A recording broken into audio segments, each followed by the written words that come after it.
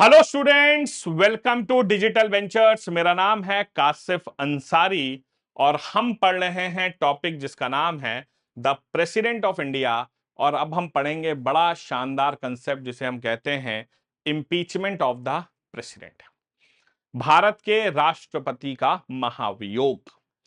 अब होता क्या है, सपोज करिए कि अगर भारत के राष्ट्रपति ने कोई ऐसा कांड कर दिया, भाई साहब बहुत बड़ा कांड कर दिया, राष्ट्रपति साहब किसी मर्डर केस में पकड़े गए, तो भैया बवाल हो गया देश में कि राष्ट्रपति साहब ने खुलेआम मर्डर किया है या कोई गलत काम कर दिया, अनकॉन्स्टिट्यूशनल वर्क कर दिया, किसी घूस कांड में पकड़ लिए गए, कुछ भी हुआ।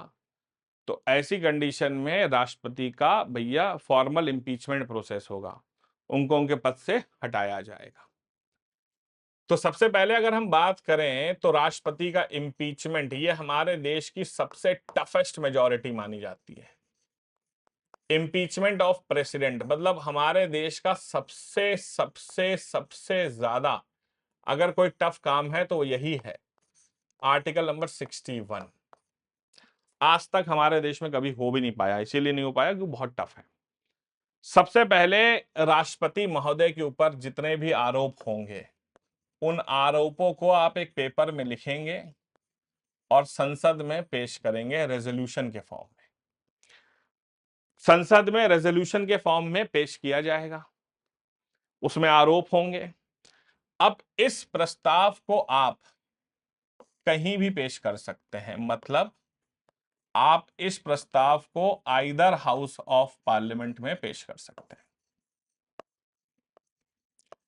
आप इसे either house of the parliament में पेश करिए, चाहे तो आप इसे लोकसभा में पेश करिए और चाहे तो आप इसे राज्यसभा में पेश करिए। अगर आप लोकसभा में पेश कर रहे हैं तो लोकसभा के टोटल सदस्यों के 1/4 सदस्य उस पर साइन करें, और अगर राज्यसभा में पेश कर रहे हैं तो राज्यसभा के टोटल सदस्यों के 1/4 सदस्य उस पर साइन करें। समझ रहे हैं? अगर आपने लोकसभा में पेश किया और 1/4 ने साइन नहीं किया तो ये प्रस्ताव फेल हो जाएगा। आप ये नहीं कर सकते उसे राज्यसभा में लिया है, ना ना ना, एक जगह लाना है। मान लीजिए आपने एंट्री यहां से करी, आपने एंट्री जो है वो लोकसभा से करी है, तो लोकसभा में 1/4 सदस्य को साइन करना पड़ेगा। अगर 1/4 ने साइन नहीं किया तो प्रस्ताव फेल। उसके बाद भाई साहब राष्ट्रपति महोदय को 14 दिन का नोटिस दिया जाएगा कि भाई आपके खिलाफ प्रस्ताव पास हो गया है। अब भाई साहब कार्रवाई शुरू होगी। अब कार्रवाई शुरू होगी जिसे हम प्रोसीडिंग्स कहते हैं। भाई राष्ट्रपति को भी अपनी सफाई पेश करने का मौका दिया जाएगा। भाई हमारे देश में जब बलात्कारियों को अपनी सफाई पेश करने का मौका मिलता है तो राष्ट्रपति को भी मिलेगा, हर सबको मिलता है। और प्रोसीडिंग के अंत में लोकसभा के भाई साहब टोटल सदस्यों के 2/3 सदस्य इस पर साइन करें। बहुत टफ है, मतलब 543 का 2/3, आप समझ रहे हैं? 350 से ज्यादा लोगों का समर्थन चाहिए होगा आपको। एक सच्चाई बताऊं, हमारे देश के लोकसभा में 350 सदस्य प्रेजेंट नहीं होते हैं, वोट कहां से होगा? तो 350 से ज्यादा लोगों का समर्थन आपको चाहिए, तब ये पास होगा। यहां से होने के बाद आप इसे राज्यसभा में लेके आएंगे। राज्यसभा में भी same 2/3 of the total members, total members का 2/3, प्रेजेंट का नहीं, वोटिंग का नहीं, टोटल का।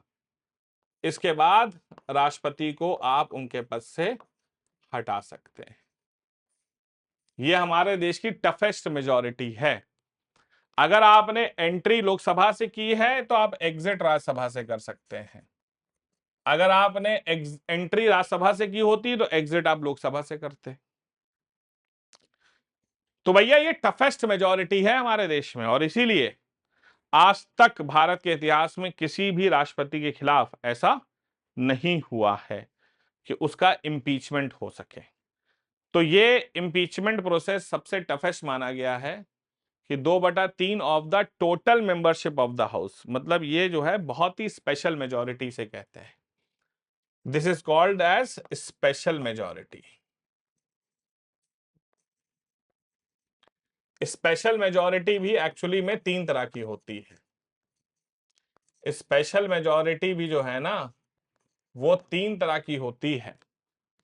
एक आर्टिकल 249 वाली होती है, एक आर्टिकल नंबर 368 वाली होती है और एक आर्टिकल नंबर 61 वाली होती है। तो 3 तरह की स्पेशल मेजॉरिटीज हमारे संविधान में बताई गई हैं और आर्टिकल 61 की स्पेशल मेजॉरिटी हमारे संविधान की सबसे ज्यादा टफेस्ट मेजॉरिटी मानी गई है, impeachment of the president. So this ends with your impeachment of the president. I hope it is clear to all of you. मिलते हैं अगली क्लास में। Till then, do take care of yourselves. Jai Hind, Jai Bharat, and Vande Mataram.